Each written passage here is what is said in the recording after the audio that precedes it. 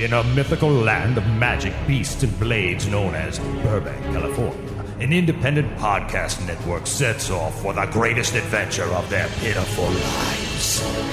This is Dungeons and Dragon Wagon.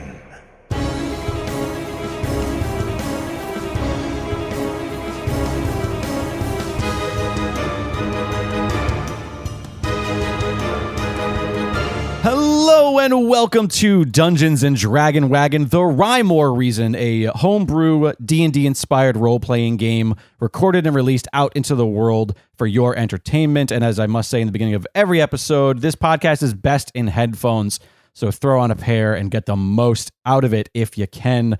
My name is Jake Lloyd. I am an actor, filmmaker, and host of podcasts like Elaborate and Me, You, and 30 Other Men. Find me on Twitter at LiquidJake, on Instagram at Jake Lloyd. And I am not playing the half-orcan fighter named Junk. What? That is correct, because this is a very special The Rhyme or Reason one-off. I am the official guest of Quest today, and our acquaintances in adventure. First, an actor, improviser, role player, heard on Rider Dice, as well as Welcome to the Dungeon Hole. Follow him on Twitter at McKay Brendan, on an Instagram at bdanmckay. It's Brendan McKay. Hi, thank you so much for having me. Thank you so much for coming back. Are you excited? Oh, stone cold bonered. Yeah. So you tried to fuck us, but we're going to fuck you. Good. And I say that, of course, because Brendan is playing from Chapter 3, the Elven Rogue Idlewild. Say hi, Idlewild. Hello, it's so good to be back. Thank you. Oh, I cannot wait to see what you have been up to. And to Brendan's left, she is an actor, improviser, and she's still new to this world of RPG and role-playing games, but she is a regular in our hearts. Find her on Twitter and Instagram at the Sarah Oliver. It's Sarah Oliver. Hello. Sarah, are you excited? I'm excited. I just found out we're all fucking Brendan, so I'm really excited. Oh, it's going to be that kind of show. And of course, Sarah is playing from Chapter 6, the Human Mystic Knight Layla. Say hi, Layla. Hello. Oh, I'm going to have an epic song written for me after today. Oh, wow, Layla, you came in hot, and I like it. So in order to dive into our special episode of The Rhyme or Reason, I must hand the reins off to the creator of these lands. He is our fearless DM, host of Myth Understood, as well as a writer and improviser. Find him on Instagram at the Paul Bianchi. It's the Paul Bianchi. Hello. Whoa, what happened there? Oh, hello. Sorry. Whoa, hello. Are you falling? I don't get it. Well, sometimes when you, I have to be quiet until you introduce me. So Right. I think about, that I'm, hurling through space until I finally land right here I thought to say hello. I thought what you were doing was you were Hi. letting out all the sounds that you were holding in, like almost when you kink a hose, like a garden hose, and you open it and it all sprays out real fast. Or blow up a balloon and then release it. And I'm just around the room. Yeah. That makes for great audio. Yeah. Uh-huh. Wait, just me Do you doing that motion the and head farting motion? and Yeah. farting into the microphone? Yeah, I was hoping it worked. Yeah, I actually farted. That wasn't my mouth, guys. Oh, God. Very talented. What a start. Way to begin. So I'm thrilled to have the three of you here today to do this this one-off episode, because as our heroes are journeying to Filgarth, we have our other heroes who are doing other things. All right, yeah. I'm So tracking. I'm really excited to jump into this one-off. It is called Meanwhile at the Battle of Silverhammer. And away we go.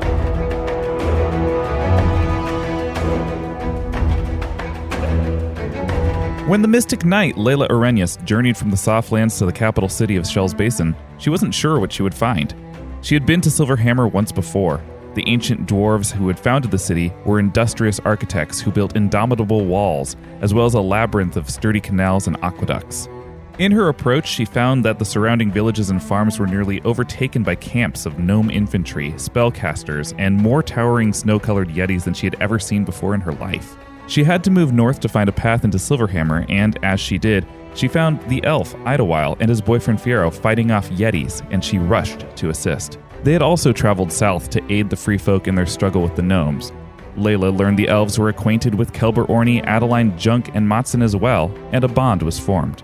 That was nearly 2 weeks ago. Now it's late evening, and the two of you, along with Fiero, find yourselves in the war room of Commander Gorro. He's a silver-haired dwarf who has welcomed your particular skills in the war effort. He's pouring you all a shot of Torport Ice Vodka before revealing the reason he called you into this meeting. Here you go. Here's your shot of vodka. Hope you enjoy. Thank you. Very good. Yes. I trust you've been sleeping well. I hope that you found beds that are long enough for your bodies. Yes, the accommodations have been quite nice. I appreciate it. Woo! Can I have another one? Oh, yes, of course. He pours another shot from this bottle of iced vodka. Thank you. You're both sitting in little dwarf-sized seats in front of Commander Gorro's almost equally low-to-the-ground war table. Fiero stands behind you, well, sort of crouching at the low window in a battle tunic with a deep V that Commander Gorro is trying not to stare at as he speaks to you. You may have noticed since your arrival in Silverhammer that a mysterious black fog has overtaken the skies of our city. We're used to inclement weather, but never of this particular blackened variety. It's made for great sleeping. I know, and it's oddly it's helped my sinuses. Oh, Oh, really? Yes, it's done quite the opposite that everyone said it would do. I don't know why. I think it's because I'm allergic to pollen, and it blocks out the pollen. Yes. Well, I've gotten a lead that seems to point to that this weather affectation is actually from an alternate source. It's not weather at all. It A might witch! It could be a witch. There is certainly magic active here in Silverhammer, and it could be a magical effect. And I would, as my a hag. Excuse you.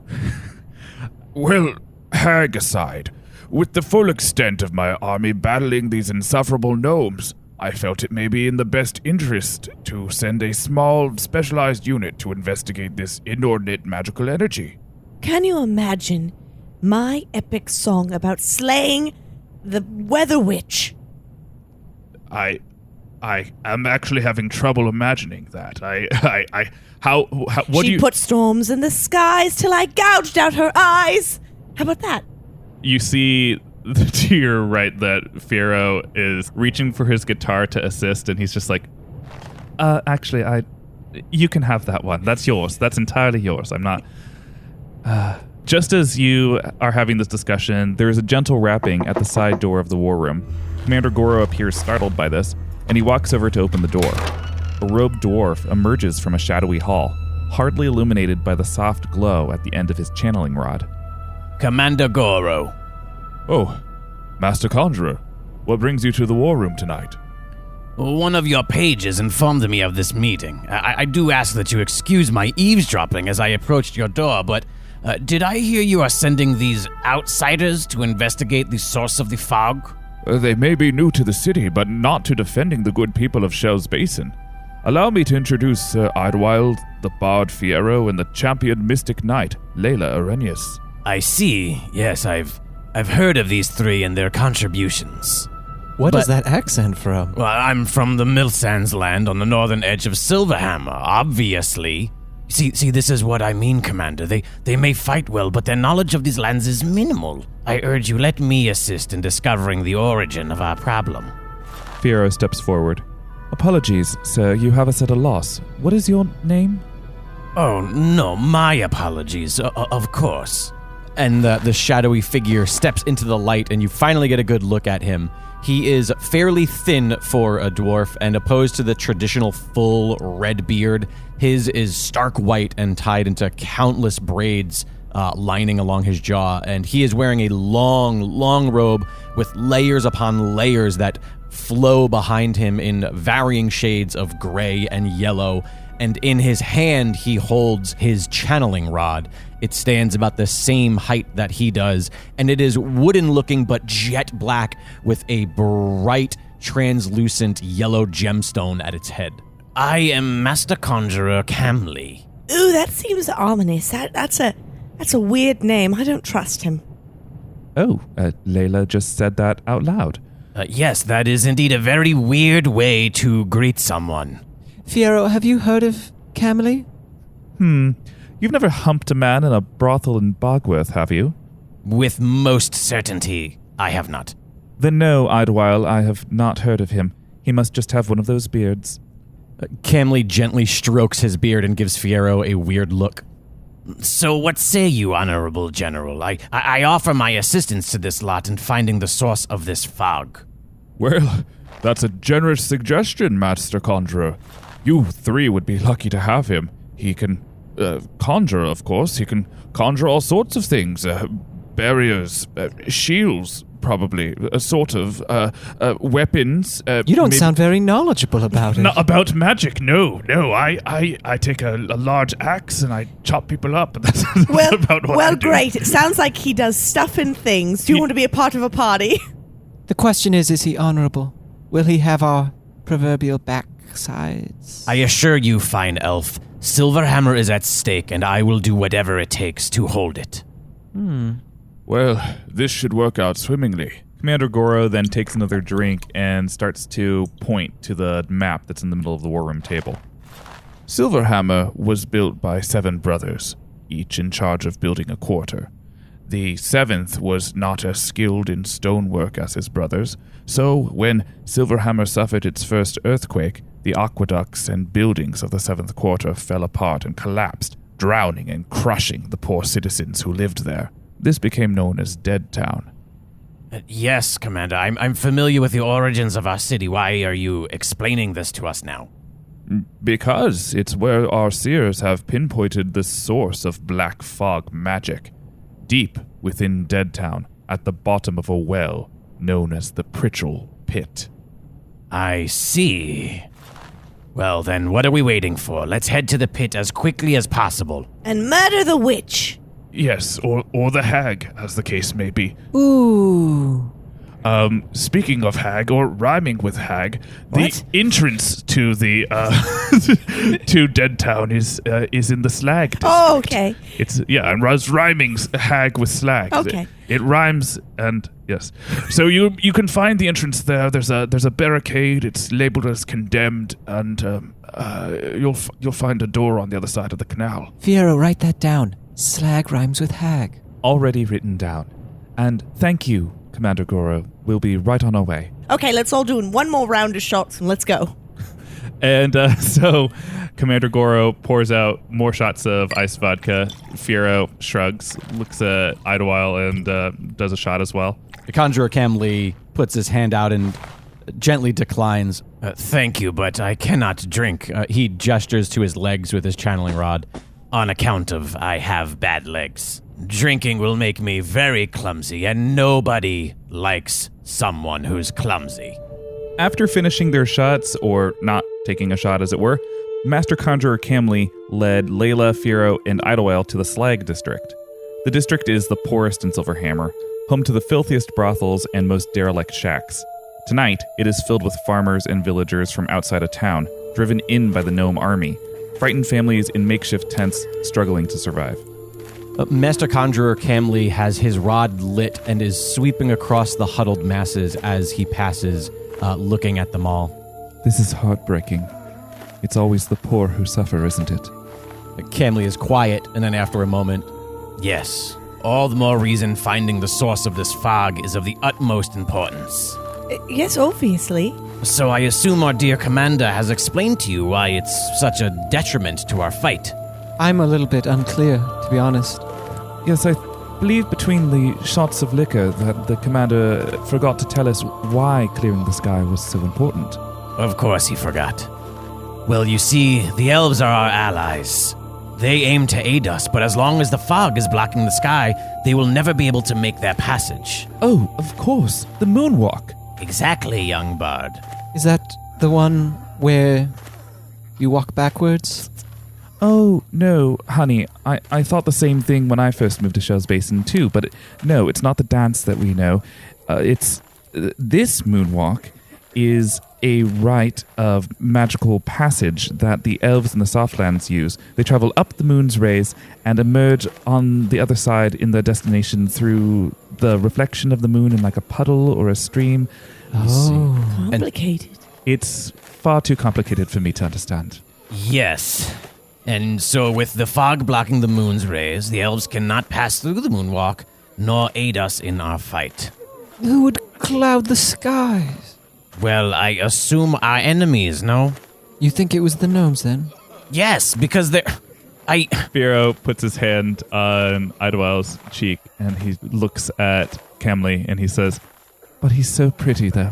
Yeah, forget about the moon. I want to clear the sky up just because everyone here is pale as fuck. Look at these white, pale whores in this camp.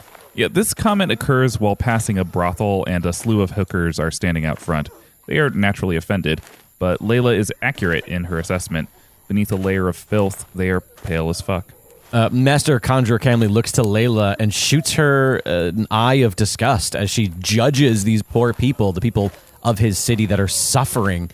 He turns to one of the women standing outside of the brothel and nods at her as if to say everything is going to be okay. Beyond the brothel, there is a barricade labeled condemned right in front of a broken bridge. Camli posts his channeling rod into the ground, and I want to roll a perception. That's a natural 20. Wow. Camli can see remarkably well in the pitch of night, moonless due to the black fog. But by peering over where the bridge ends, you can see an old canal where a trickle of a stream flows from left to right into an iron-barred drain at the base of a tall stone wall. Broken pieces of the bridge sit in the canal. Across the 18-foot gap, you can see the other side of the bridge and a small, crooked wooden door at the base of another stone wall. You know this to be the entrance to Deadtown. We must find a way across. I can jump it. I have no doubt that you can, Mystic Knight, but you see, my dwarven stature most definitely won't allow me to follow. There must be something here we can use to cross. So while they're all talking about that, Idlewild just says, okay. And he takes out his chain bolt and shoots it across and ties it up and just starts monkey crawling across it with his hands. Yeah, so you secure it around an iron lamppost. You now have a taut line to cross the bridge, but to cross it safely, you have to pass an athletics check. All right, I'll do that. That is an 8. Idlewild is strong and athletic, and though he wavers in a few moments, he's able to make it to the other side. Firo watches him proudly. Whew, that's an athletic man right there. Idlewild just kind of gives him like a raised eyebrow. I'd like to tight walk that. You're talking about the chain, right? You're going to tightrope walk across the chain. Yes. You're going to have to roll an acrobatics check for that. Layla goes to try to tight rope walk. 7. So, Layla gets up on the chain that Idlewild set across. One might recall that she had 4 shots of Torport Ice Vodka. And with an amazing bravado and more speed than anyone else would probably walk across this chain, she makes it a good halfway across and then plummets to the bottom of the canal in the shallow water and rocks for 1 HP of damage. Yeah, damn it, no one write a song about this. Layla, do you need any help down there? Yeah. The canal is only 14 feet deep, made shallower by the broken bridge fragments. Firo then gracefully hops down to Layla's level. Thanks, buddy. You're a true friend. Oh, happy to be of service, my dear. And with that, he helps Layla to her feet, and he withdraws from his pouch a thorned whip. Ooh, it's going to get exciting. Oh, you've misunderstood me. This is for killing enemies mostly, not for kink. And he walks closer to the other side and lashes his whip at the wooden door, securing one end around its knob. He then walks up the wall, holding onto the whip, and leaves it there for Layla to follow. So at this point, Master Conjurer Camli is the only person on the other side of this pit, and he looks absolutely mortified. To a dwarf, this is a fall to his death, surely. So Camli looks around and he sees the plank that is part of the barricade to prevent people from getting into this area, and he walks over to it. Is he strong enough to move this? He's strong enough to move it, yes, but the size of the board makes it impossible for him to maneuver it alone. So Camli places his channeling rod in a small sling on his hip, and he grabs onto the board with both hands, and he does everything he can to pull and maneuver it into place, but it's just too much for him. So eventually realizing that, he turns to the party. Idlewild, please, if you just help me with this, we can be on our way. You see, I most definitely will not be able to climb across your chain, nor in or out of this channel. Come closer. Come closer to the edge. Camli looks back at him frustrated and moves towards the edge. It's very simple. If you just help me with this board, we can bridge the gap and move on. Can you get closer to the edge? Camli inches closer. I'm right on the edge. If I get any closer, I will fall in. At this moment, he undoes the chain and shoots at him with his chain bolt, right in the meat of the shoulder to pull him towards him, like an impatient father at a Kmart. Oh, wow. Okay. Well, Camli is not expecting this to happen, so there's no defensive roll. But I need you to roll to see how much damage your attack is doing. That is a 6 max damage. Plus 2, so it's 8 damage. Idlewild shoots Camli in the meaty part of his shoulder for that full 8 damage. The arrowhead secures itself before Idlewild pulls the chain with such force. Camli lands in a heap of squirming robes, moaning and bleeding before struggling up to a standing position. What the hell is wrong with you? Why would you do that to me? He looks up enraged, holding his shoulder, and his hand is covered with blood. Oh, my bad. I was trying for the less important meat of your shoulder. I grew so impatient. You could have just helped me make a bridge. Oh, you were so slow. You would have been quick. I made a wrong choice. Idlewild, haven't we been working on your anger management breathing techniques? Yes, and I've been training and trying to channel my anger through martial arts and fighting, and I've learned a lot of new skills, but sometimes patience is still a challenge for me. Master Conjurer Camli picks up his channeling rod, and he fiercely looks at Idlewild. If you didn't have the trust of Commander Gorro, I would end you where you stand. Surely that staff has some kind of healing magic within it. It does not. I'm a conjurer. Well, why don't you conjure up some stitches? Why don't you conjure up a healing potion? I do not like you two. Well, I can help you. Firo pulls out his guitar. I've learned since being in this Silverhammer, in the presence of Kelbana stones, that by playing guitar, I can tap into magic. I can heal you with what I like to call the Song of Orni. The Song of Orni does regenerative healing, so roll to see how much he heals you for. That's a 7. The Song of Orni restores 7 HP to Camli. Thank you, kind bard. I feel much better. He just burns a hole through Idlewild as he walks to the door and turns the knob to open it. It is locked. Camli starts mumbling to himself. Of course it's locked. Why wouldn't it be locked? I'm here stuck with idiots who shoot me, and the door is locked. He then turns to the party. It's locked. So Idlewild tries to pick the lock. Okay. That is a 6. You find that the old metal handle of the door is completely rusted solid. Layla is drunk and on a bender, so she wants to kick it down. Give me an athletics roll to see if you can kick it down. It's a 16. The old rotted door goes down easily, and on the other side you see a hallway of darkness. So there's your value. It's about time. And Camli enters the hallway. It is pitch black inside. Point me in any direction you'd like. your armor, it glows. Oh, yes, my mystic sword and my mystic shield is basically a torch. So just push me around and you can see what's in this place. Well, how about you just lead the way? You're going to want to push me. I'm very drunk. All right. So Idlewild just starts slowly pushing her. I love a good conga line. Master Conjurer is just shaking his head. He has no idea how he ended up with this group of people. Sounds like he's going to be the caboose of this conga line. He most definitely is. As you make your way forward, you find a T intersection. Since Camli has a decent knowledge of Silverhammer and this long forgotten section of it, I want to do a history roll to see exactly how much I can recall. Mm-hmm. That's a natural 20. Oh, wow. That's a smart boy. Yeah, you've read a lot about the history of Deadtown. In fact, you recall seeing a map that shows you in your mind's eye where tunnels that have cave-ins and tunnels that are clear should be. This is the path that we seek.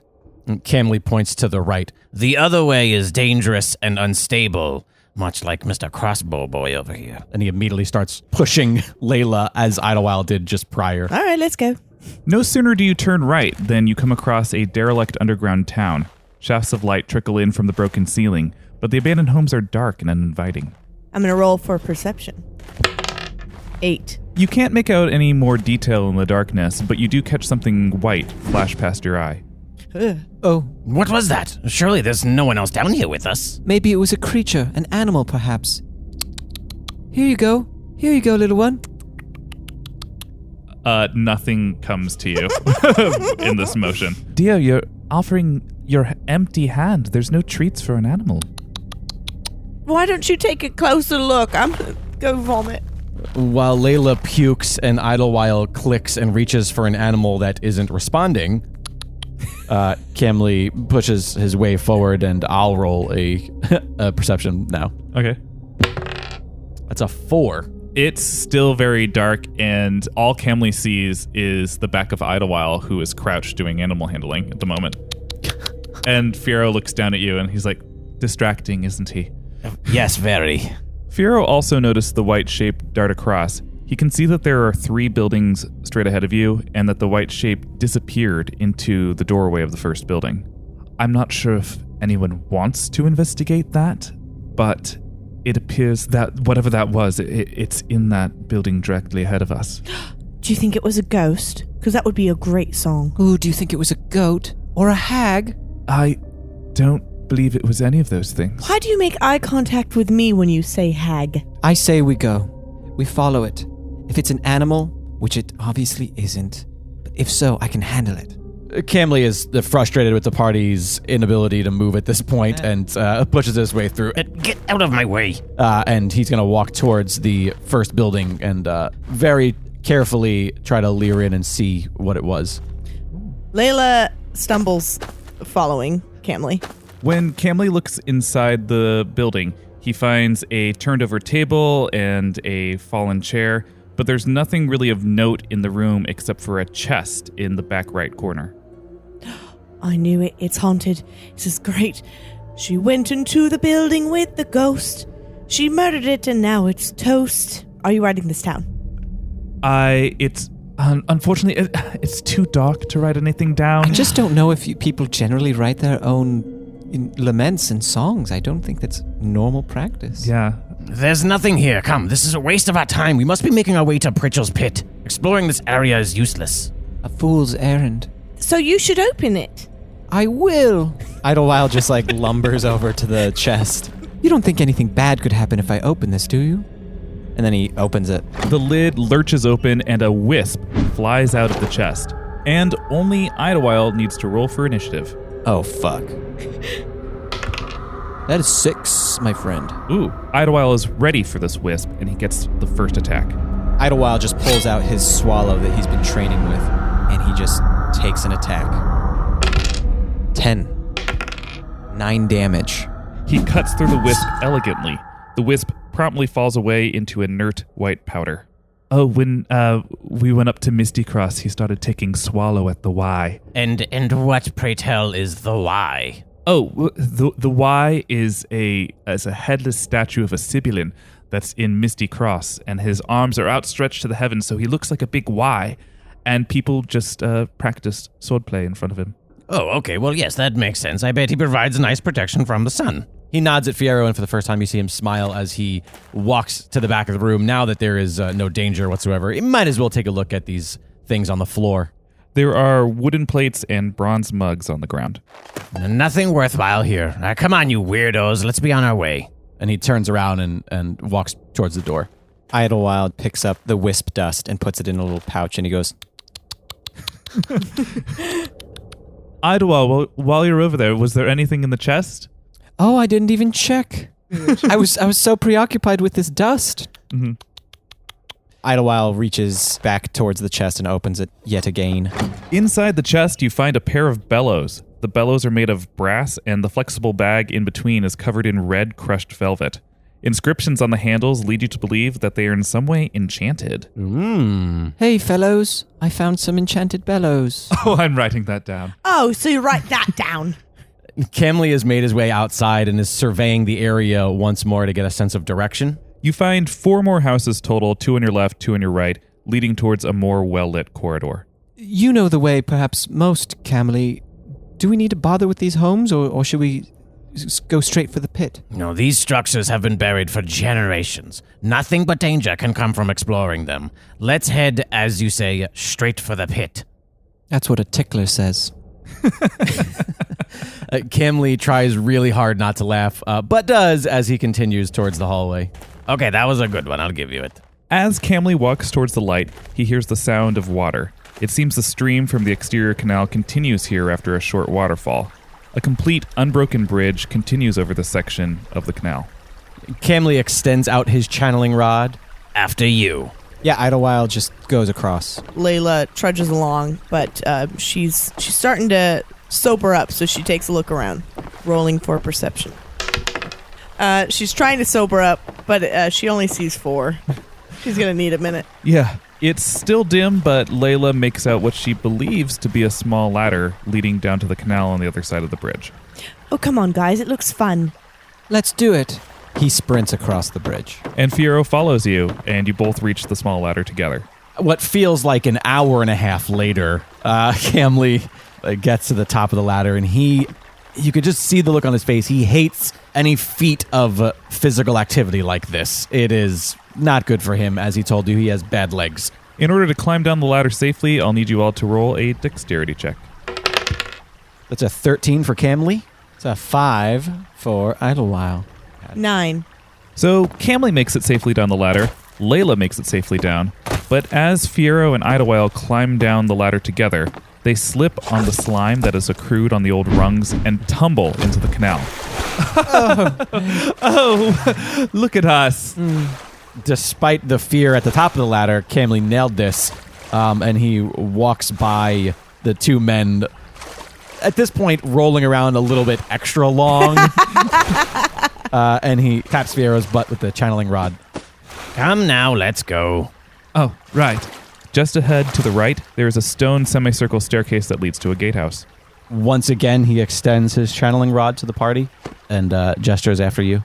Well, let's go. Layla leads the way, and when she reaches the top, she finds a bumbling dwarf standing in front of a wrought iron gate. Can I roll to see if I'm familiar with him? Yeah.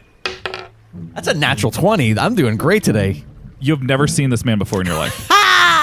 But you can so confidently say that you've never seen this man before. He doesn't even look like someone who he might be. Oh, hello. What are you doing in this little pit, you little pit person? Oh, no. I didn't know anyone would be here. Oh, God. He's got the cave fever. I've had the cave fever before, too. Oh, no, I don't have a cave fever. Oh, no. Turn around. Oh, do you need to put your pants on? Oh, I thought I had my pants on. And he looks down, he checks. I do have my pants on. Well, why should I turn around? Because you cannot go this way. Well, we have to. Well, you can't. You better move. You better not tell me to move. Why? What is behind these doors? I have no idea. What is your purpose? Yeah, what's the point of you? They just told me not to let anyone through here. Camli's going to get a closer look to see if he's wearing any colors, maybe part of any local thieves' gangs, or to see if he's one of Gorro's men. Sure. That's a 9. Your understanding of him is that he must be very poor. He's wearing nearly rags. I would turn around if I were you. There's just nothing down here. There's just water and... Who told you not to let us through? Oh, some guy. Who told you? She grabs him by the collar. Let go of me. Camli steps forward and puts his hand on Layla's arm. Put him down. Oh, she sets him down. You're not worth it. My brother, is your allegiance to Commander Gorro? Sure. I mean, he seems like a great guy. He's keeping everyone safe. Camli opens just the slightest little bit of the inside of his robes to display the many badges and awards of honor that he has achieved that would let anybody know that he is a person that is high up in this dwarven military, to see if it warrants any reaction from the man. Yes, as you can see, my friends and I must pass through here by direct orders of our dear commander. Oh, really? Well, that's too bad because he can't. I have chains. I have no chains. I have swords. I have no swords. Let us through. Cannot do. I'm so sorry. Fiero?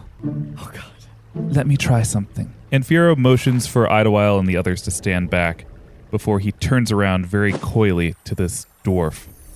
Oh my god. I am so wet from falling into the canal. My clothing is just sucked tight against my body. I can make out every detail. Every detail. I'm so embarrassed. Oh, brother. Camli puts his head in his hands. Do you know a way through this door? Do you have a key? Do you have a key that maybe someplace I could go? And after this, you see that this dwarf is suddenly completely seduced by Fiero.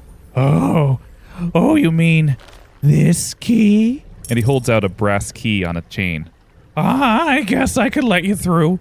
You're not going to do anything weird, are you? Nothing weird. Maybe something a little naughty. Yeah, on the I other think side. we all want to have sex with you now. I guess I could let you through. You guys seem really nice. I just don't want the gnomes to know that I let you through. They being the ones who asked me to watch this gate and all. In hearing gnomes mentioned, Camli snaps to attention. What did you say? Did the gnomes have tasked you with guarding this door?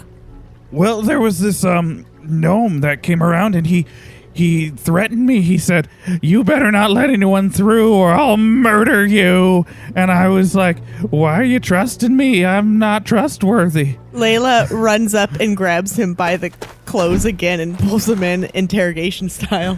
What was his name? What did he say? Tell us everything. Oh no, point me back towards the sexy elf. She drops him.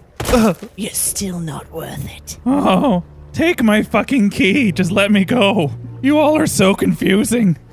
Idlewild grabs the key and puts it in the keyhole of the door and goes through the door. The door swings open, and you find more hallway on the other side. Layla follows. The last one through, Camli helps the dwarf back up to his feet best he can. I'm quite sorry, my brother. You know how the tall ones can be, so uncivilized. He pulls the key back out from the front of the door and smiles at the other dwarf as he closes it behind him, locking it from the other side. Camli knows that following the hallway to the left should lead to the Pritchel Pit. Come this way. The hallway itself is incredibly dark, save for torchlight emanating from a right-hand doorway roughly 20 yards away. As you get closer, you hear the gentle clinking of chains and the deep groaning breaths of what is distinctively a living creature. Oh, it sounds like someone's already here. Camli does the best he can to weasel his way through the party to get towards the front. He peers around, and I want to take a look into that first room where the firelight's coming from in an attempt to not be seen. Sure. That's a natural 20 again. Dang. Wow. Camli is absolutely certain that this is in fact the Pritchel Pit. It's a circular chimney-like room about 30 feet in diameter. There are 4 torches adorning the walls placed on low iron rungs. The walls extend several stories upwards where it meets a grate, semi-obscured with overgrowth and sparse patches of night sky. But this is hard to see due to a trail of black smoke that drifts up out of the nostrils of a black cloud wyvern. They are cousins of dragons and are known to create obscuring black fog. This particular wyvern appears to be reanimated from the dead. It is loosely chained to the wall, and it appears to be asleep. Camli smiles really big for a moment and then looks to the party. I can't believe it. It's a wyvern. Look at how its fog billows. The gnomes must have used necromancy to keep this wyvern trapped between life and death as to ensure its black cloud covers all of Silverhammer. It's quite brilliant, actually. And like he's done time and time before, he extends his conjuring rod outward, gesturing. Please, after you. Layla places her hand on Camli's shoulder and looks him deeply in the eyes. I am so sorry for saying that you are a witch. I can now see clearly that this zombie wyvern is the witch. You are not a hag either. Shh. Fiero motions for Idlewild to hush and leads Layla and Idlewild carefully into the pit. So the question remains if this is what is indeed keeping Silverhammer covered, keeping the elves from entering to aid us, then we should free this poor wyvern, yes? Freeing it? You don't want to slay it? The only way to free it is by destroying it.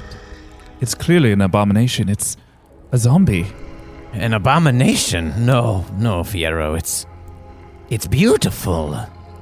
I had no idea how they were doing it. I know Commander Menchal is brilliant, but this is truly astonishing. What are you talking about, Camli? I'm talking about how lucky we are that we get to bear witness to this absolutely brilliant strategy of war. I mean, you cut off reinforcements, you keep the enemy weak. Still, a part of me wishes I would have never joined you lot on this task.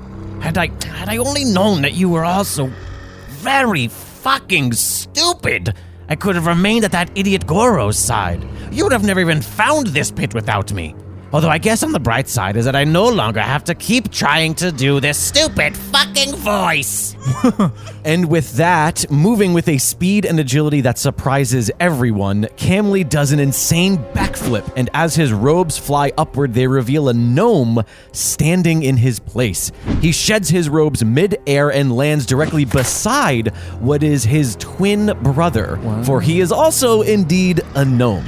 But you don't get much of a look at his true appearance because he instantly slams his channeling rod into the ground, and in a moment he vanishes, now completely invisible to the party. You are a witch! Brother! Yes, Herky. Oh, Jerky, how I've missed your voice. The wyvern must remain untouched. His brother is holding his shoulder. Yeah. Give me a moment to roll out my shoulder. You've been standing on my shoulders for... Oh, it's way too long. He pulls out a horn from his lapel and blows it to wake up the wyvern. Now, everyone must roll for initiative. That's a 16 for the gnome twin Herky. 13 for Idlewild. 9 for Layla. As soon as Jerky blew his horn of awakening, Fiero pulled out his guitar. He begins to play the Song of Adeline, which doubles the initiative of Idlewild and Layla. Because of this feat, it is Idlewild's turn to act. I knew your accent was so inconsistent. It had to have been 2 gnomes. And I shoot the one that I can see with a chain bolt. That is a critical failure. Inspired by the Song of Adeline, Idlewild fires a chain bolt in the direction of Jerky. Perhaps because he's used to Camli being dwarf-sized, he shoots above Jerky's head. What's the big idea? And it's Layla's turn to act next. Okay, so Layla is pissed off. She's been deceived. She's going for Jerky with a slash and bash. 17. 1 and 3. Enraged by these gnomes' deception, Layla runs to bash and slash at Jerky.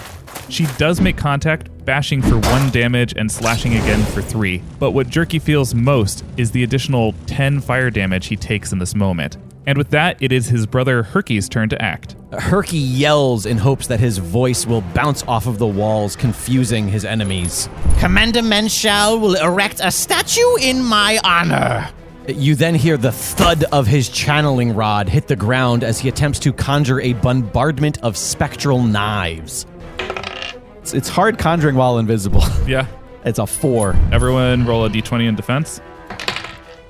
11. 12. An amazing array of spectral knives form in a circular pattern around where you assume Herky is standing.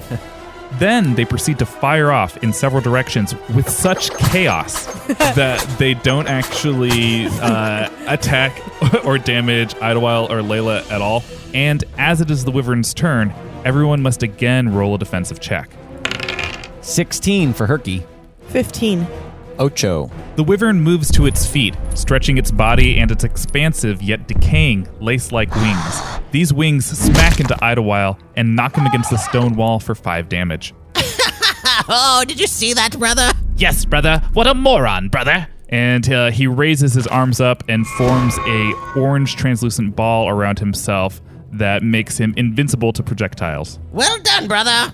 Thank you. I love you, Jerky. I love you, Herky. Okay, let's kill them now. In response to this, Fiero changes his tune from the Song of Adeline to the Song of Idlewild.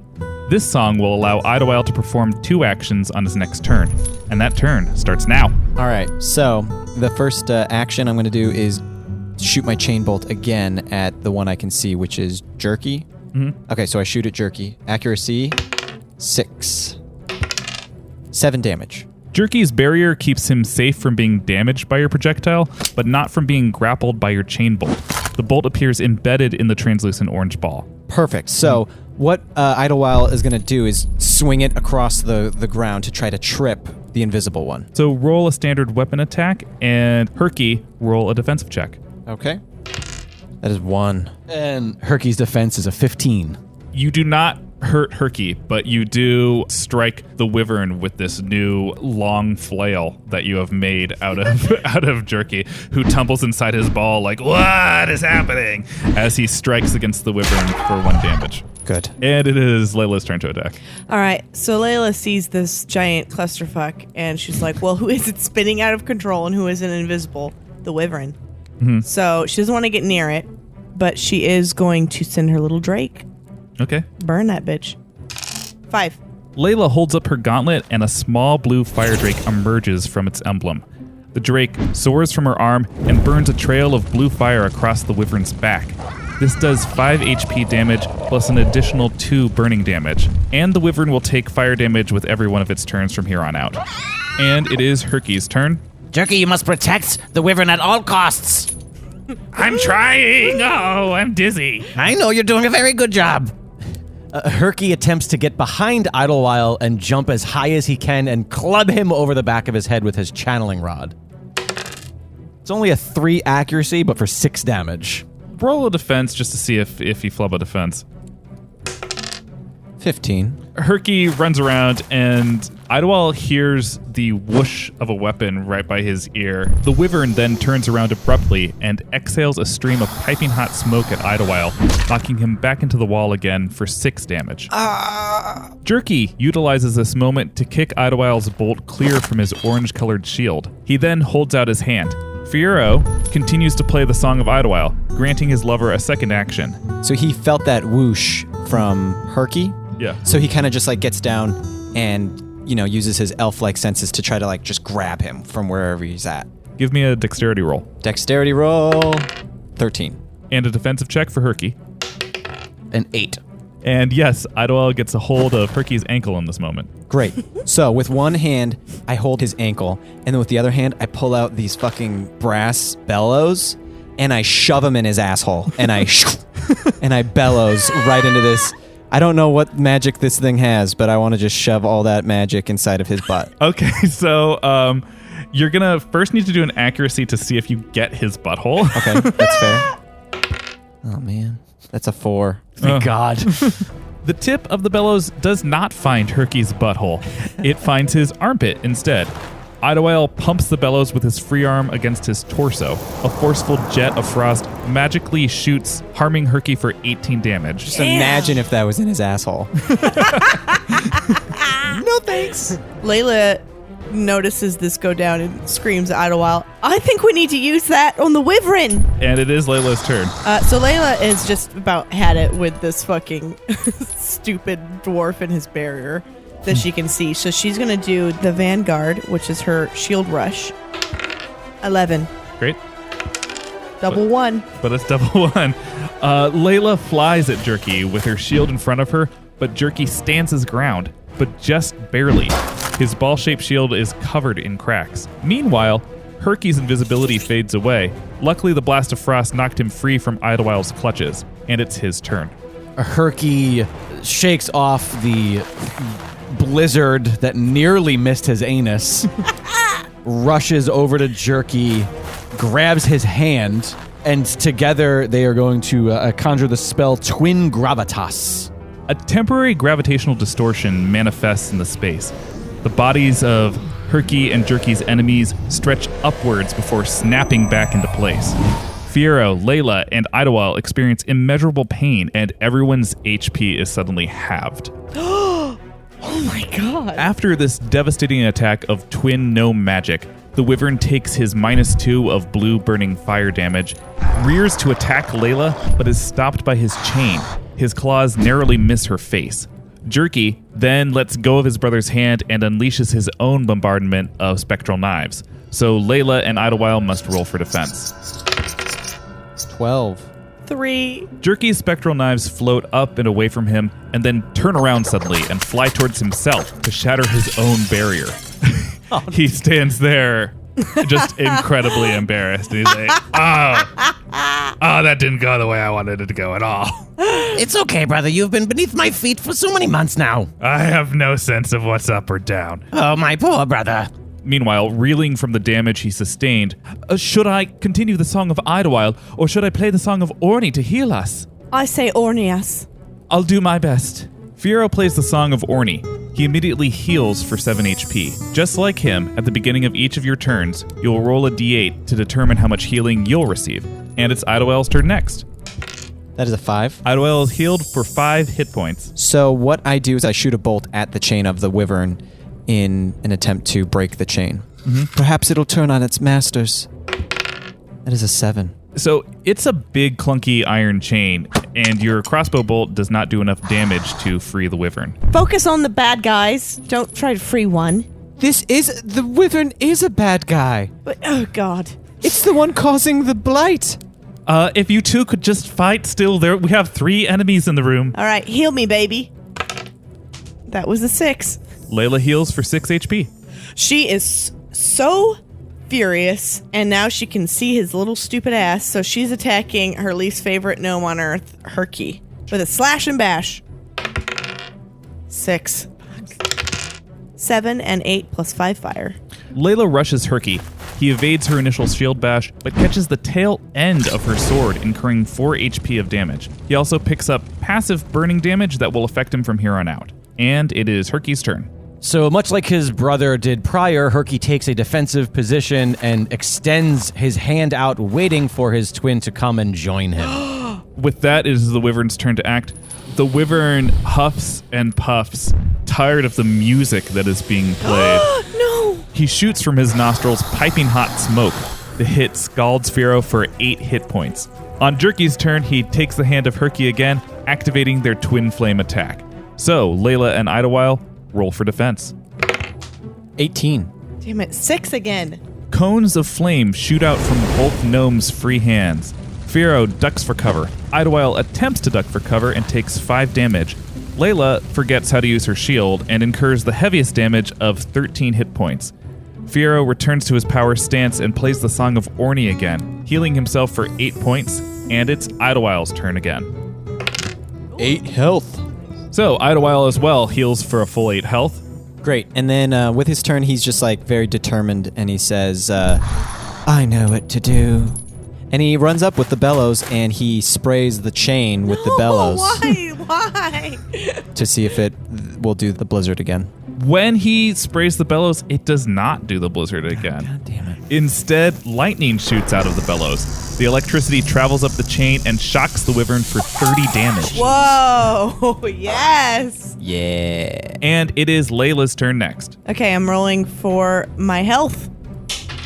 7, thank God. She heals for 7 hit points. Now Layla is infuriated, mostly at her friend, but also at these 2 stupid gnomes. So she's going for who she thinks is the weaker gnome, Jerky. Okay. I'm gonna slash and bash your ass. 12 accuracy, 8 and 1, plus 5 fire. Jerky's face is awash with fear as Layla propels herself towards him. She bashes him with her shield and then runs him all the way through with her flambird. Jerky's body then bursts into flames with such intensity that he rapidly becomes nothing more than a blazing skeleton before collapsing into charred bones. No! Jerky! Jerky! Oh, my brother. Oh, you will pay for that! Filled with rage, it is Herky's turn next. Herky raises his channeling rod high in the air and slams it to the ground, once again attempting to conjure a bombardment of spectral knives. And everyone needs to roll defense for that. 15. Critical fail. Herky's spectral knives soar through the air, hitting Fiero for 5 damage, Idlewild for 4 damage, and devastates Layla with its full power, 30 hit points. She drops to the ground, bleeding out. The wyvern then attempts to attack the infernal racket that is Fiero next, but he critically fails, and so it is Herky who must roll in defense. That's a 16. As the wyvern attempts to attack Fiero, his tail whips behind him. Herky anticipates this and does an impressive air cartwheel to avoid the damage. Ha! Fiero then rushes to Layla's aid and forces her to drink a healing tonic. This restores 6 hit points and stops her bleeding, but as the healing only takes her from -6 to 0 HP, Layla will be on death saves come her next turn. But it is Idlewild's turn next. All right, well, fuck this. And he runs up and he just grabs his swallow and he just kind of like starts swinging it back and forth like a really skilled bowman. His wrists just twisting, and he just kind of goes down, finally on this one chop, which he calls his executioner strike. This attack has a chance to lacerate, so roll a d20 for chance, and then a d6 to determine what you are lacerating. 10. And the d6? That is a 1, which is hand. So, Idlewild brings his executioner's blade down handily upon Herky's wrist. Though the attack oddly only takes 1 HP of damage, Herky's hand is severed from his body. Herky holds his wrist tightly with his other hand, gritting his teeth through the pain. Oh no, what have you done? Good luck using your brother. Because he's dead. And now Layla needs to roll a d20 for her first saving throw. Critical fail. Well, you have 3 saving throws total, so you have 2 more chances to not be dead, and it is Herky's turn. Herky looks to Idlewild, angered at all that he's lost, and he lunges at him ferociously with his channeling rod in his only good hand, swinging upward at him. Okay. It's a 17 for 4 damage. Herky indeed successfully bludgeons Idlewild with his channeling rod for 4 damage. Yeah. The Wyvern, continuing to take burning damage from Layla's Drake, emits a petulant fog from his pores. This area of effect attack will damage everyone in the space, Herky included, for 2 HP of poison damage every turn. Firo coughs and plays the song of Orny once more. He heals for 2 HP, and it's Idlewild's turn. I heal for 3 health. Okay. Great. And now I do the whirling swallow attack on Herky. Ooh. I'm going to finish what I started. That is a 18. Ooh. And then damage 3 times 4. Idlewild helicopters his swallow blade towards Herky, hitting him repeatedly. Chop, chop, chop, chop, taking 3 HP every hit for 12 damage total. Blood splatters against Idlewild and the walls of the Pritchel pit. When he is done, Herky has joined his brother Jerky, united again in death. Oh, perfect. It's Layla's turn, and on her turn, the music of Orny's song has reached her ears. 8. She heals for 8 HP. Then Layla stands on shaky legs and immediately takes 2 HP of poison damage. She sees both gnomes dead, she looks to the Wyvern, and she knows what to do. I am going to do a vanguard at him. Okay. 13. 5. Layla does what she does best. She throws her shield on the ground, jumps on it, and surfs towards the Wyvern. She brings her legs and the shield up and drop kicks it into the Wyvern for heavy damage. The Wyvern shrieks and gets up on its hind legs, and you notice that its flesh is cracking and burning white hot before flaking away. The necromantic life leaves its eyes, and its body crashes before you, a cage of dark gray, nearly black bones. Meanwhile, for those in the streets of Silverhammer and the tundra outside its walls, the smoke above undergoes a similar transformation, burning away until a crystal-clear sky is unveiled on the other side, twinkling with dazzling stars. At once, Rathiel's Moonwalk army finds its path clear, and they emerge. In canals, elegant battleships spring up from the water. From aqueducts, rows upon rows of elite archers. Out of street puddles, rogues and assassins with knives in their mouths. In the surrounding lakes and streams, the cavalry arrives, riding horses and battle elk. The sudden influx of troops scatter the Gnome army, and the initial losses are devastating. After this night, the Gnome army will think twice about ever assaulting the crown jewel of Shel's Basin again. However, back in the Pritchel pit, our heroes stand over their fallen enemies. But can you imagine how frustrating that long con was? I mean, standing on your brother's shoulders. Promise me something, boys. What's that? You won't write a song about me. I don't need it anymore.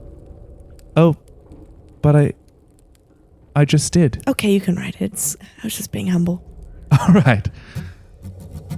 I sing of great heroes with strength and with guile, of mystic knight Layla and fair Idlewild, who quested together to clear a smoke glamour, 'cause elves need good weather to save Silverhammer. With Flamberge and Swallow accomplished this feat, though nearly were routed by twin gnomes' deceit. When faced with a wyvern, they wouldn't be rattled, though smoke doesn't give burns, 'twas heatedly battled. Oh, Layla reclaimed her glory, and Idlewild super hot. And so we sing their story, so neither will e'er be forgot. And those who would bring up the past, well, I've got something to say. You're a salacious, cow-hearted, cheeky asshole, 'cause they are both heroes today. Everybody! I think that's good enough spot as any to wrap up our episode. Yeah, what a fun little side piece here for the Rhyme or Reason.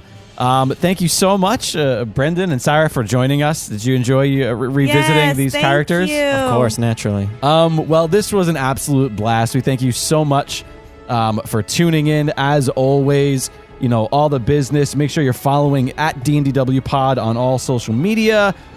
Check out the shop at Dragon Wagon Shop. And you know what? While you're at D&DW Pod, go ahead and click that contact button in the top right corner and, send us an email. Tell us your thoughts. We'll chat with you and we'll, maybe read it on the roundtable. Who knows? All sorts of fun stuff. And please make sure 100% you are leaving a rating and review on Apple Podcasts. That is super important and it is very helpful to the show. And by God, we do appreciate it. Thank you once again for coming. Make sure you are following both of our guests of quests, our returning guests of quests here on social media.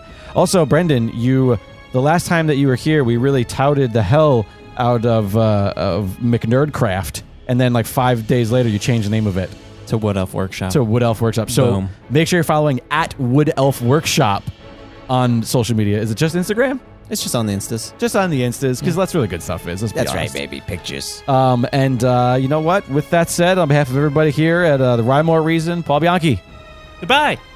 Sarah Oliver, Ciao. Brendan McKay, Adios. my name is Jake Lloyd. We will see you next quest.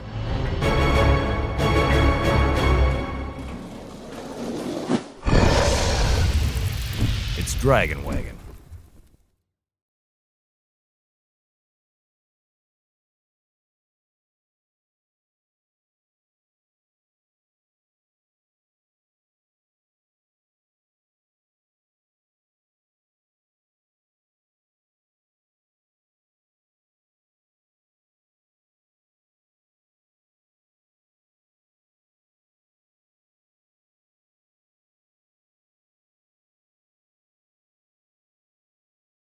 Just imagine if that was in his asshole. No thanks.